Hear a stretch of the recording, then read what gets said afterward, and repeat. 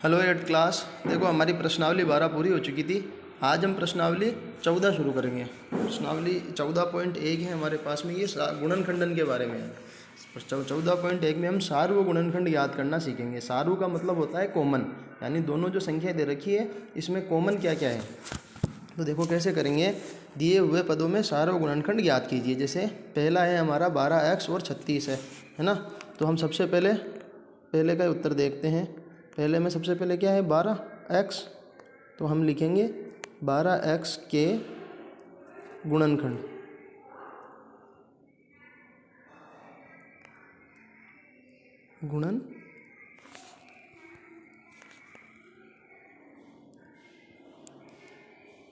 खंड देखो 12x है ना, तो 12 के गुणनखंड क्या होंगे। जैसे 12 में 2 का भाग लगाया मैंने तो बचता है 6।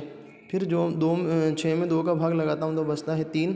तो 2 गुणा 3 गुणा x एक बार ही है,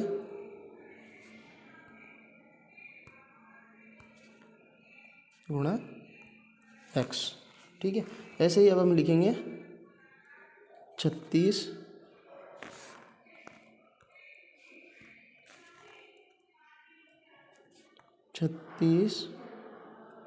के गुणन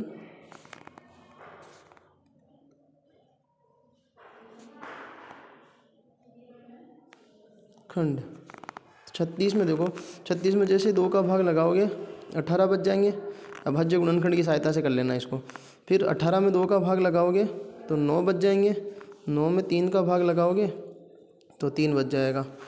अब देखो हमें सारा गुणनखंड लिखना है ना, तो 12x व 36 के सार्व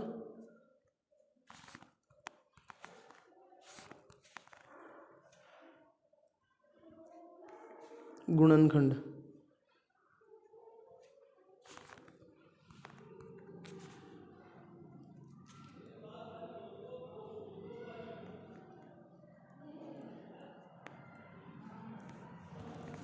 क्या हो जाएंगे। देखो ये दो दोनों में कॉमन आ रहा है तो एक बार 2 आ गया। फिर ये 2 दोनों में कॉमन आ रहा है तो एक बार 2 आ गया। फिर ये 3 कॉमन आ रहा है ना। बस इन तीनों को गुणा कर लो। 2 दूनी 4, 4 तिया 12। देखो ये वाला 2 कॉमन आ रहा है, ये 2 कॉमन आ रहा है और ये 3 कॉमन आ रहा है। जो कॉमन आ जाता है उसको हम लिख लेते हैं और गुणा कर देते हैं।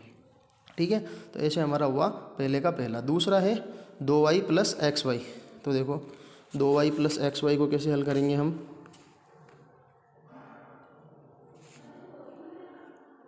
2y प्लस है क्या है 2y और 22xy कोमा 22xy। सबसे पहले लिखेंगे हम 2y के गुणनखंड।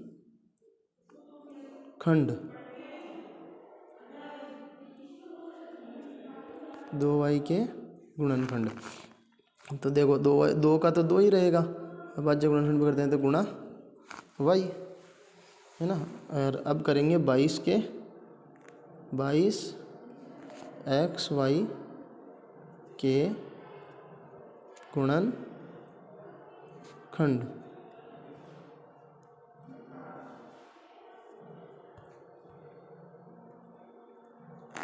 तो देखो जैसे ही 22 में 2 का भाग लगाएंगे 11 बचेंगे। 11 अभाज्य संख्या है तो 11 ही आ जाएगा। फिर गुणा में क्या क्या है, एक बार x है और एक बार y है। तो 2y व 22xy के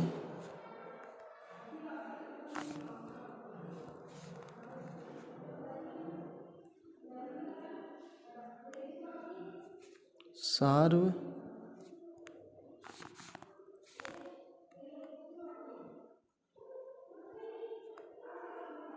गुणनखंड क्या हो जाएंगे हमारे पास में। देखो एक तो 2 कॉमन आ रहा है और एक y कॉमन आ रहा है।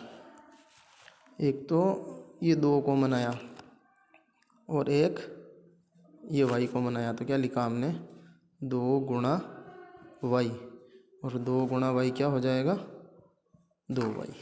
हमारा उत्तर हो गया 2 वाई। अब इसका पहले का तीसरा देखो, ये है 14 P Q comma 28 P square Q square है। तो इसको 14 पी क्यू और 28 पी स्क्वायर क्यू स्क्वायर को कैसे हल करेंगे। तीसरा 14 पी क्यू 28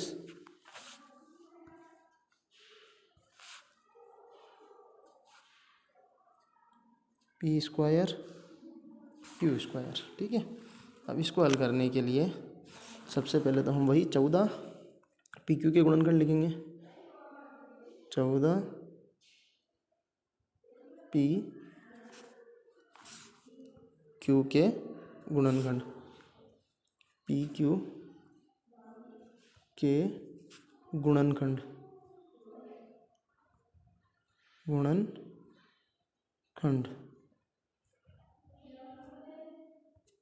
तो देखो 14 के गुणनखंड करते हैं पहले। तो 14 में 2 का भाग लगाते हैं, क्या बचता है 7, और 7 अभाज्य संख्या है, यानी 14 के अभाज्य गुणन तो क्या हुआ 2 गुणा 7, और पी एक बार ही है तो ये हो गया पी, और एक बार क्यू है तो ये हो गया क्यू।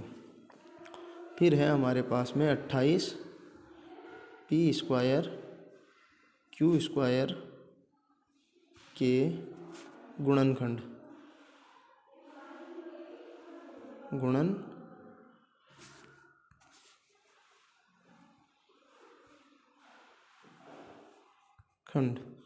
ये क्या हो जाएंगे 28 में देखो ये हो गया 2 गुणा 14 बचेगा तो फिर ये 2, फिर गुणा 7, 28 के अभाज्य गुणनखंड करोगे तो ये बनेगा। और पी स्क्वायर यानी पी 2 बार है तो पी गुणा पी है ना, और क्यू भी 2 बार है तो क्यू गुणा क्यू। अब सारे गुणनखंड लिखने तो 14 पी क्यू व 28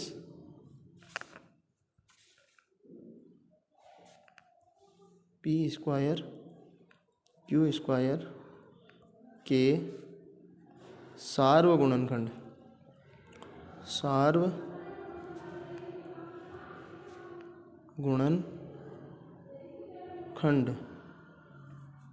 ये क्या हो जाएंगे देखो,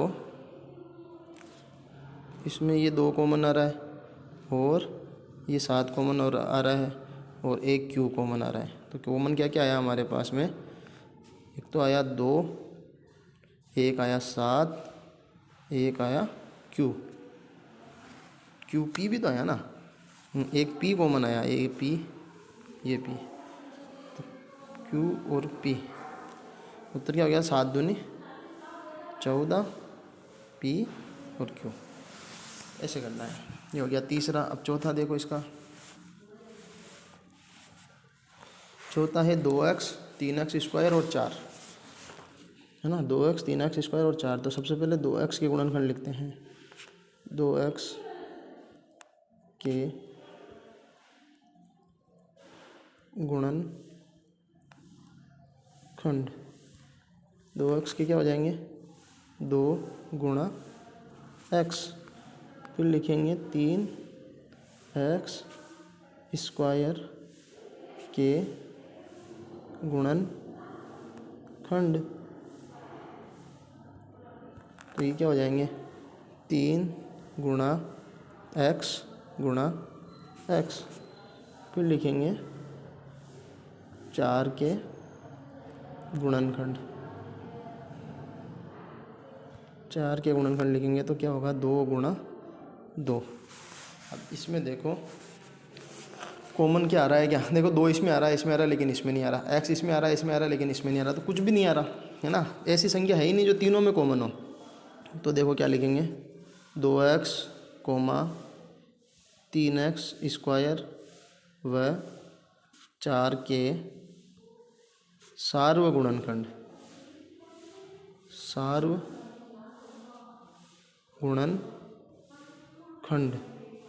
जब कुछ भी कॉमन नहीं हो तो एक हमारा उत्तर होता है, ठीक है। ऐसे इसका पांचवा देखो 6ab 14ab स्क्वायर और 12a² b।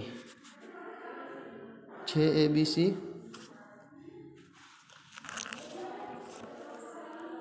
6abc, 14ab², 24ab², 24ab² और 12a² भी, 12a² भी। ये अपना प्रश्न हो गया। ठीक है, अब अपन इसको हल करते हैं। तो 6abc, सबसे पहले हम 6abc की बात करते हैं। तो 6abc के गुणनखंड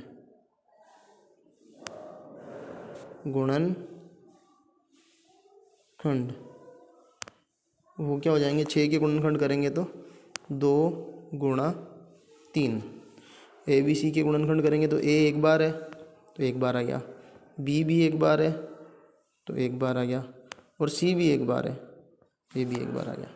अब करेंगे 24ab² के गुणनखंड।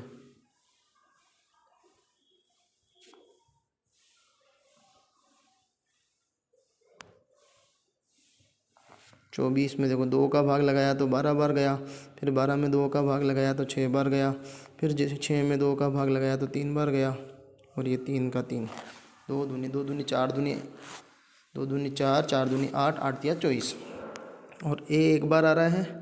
अब b 2 बार आ रहा है, b गुणा b।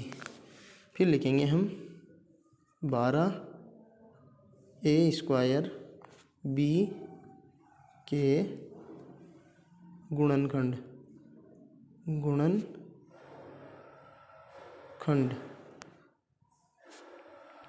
12 की क्या हो जाएगा? 2 गुणा 2 गुणा 3 गुणा a² है ना, तो a गुणा a गुणा b।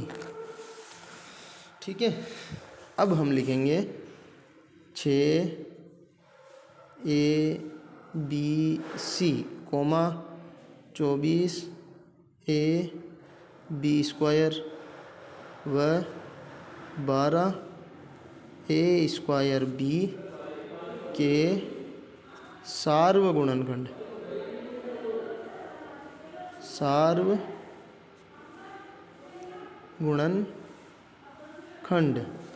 तो देखो बच्चों, इसमें आ रहा है एक तो 2 कॉमन, 2 लिख दिया। फिर देखो फिर क्या आ रहा है? ये 3 कॉमन आ रहा है,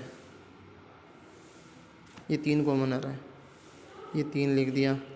बस संख्या तो ये 2 ही है। और इसमें देखो इन तीनों में ये a कॉमन आ रहा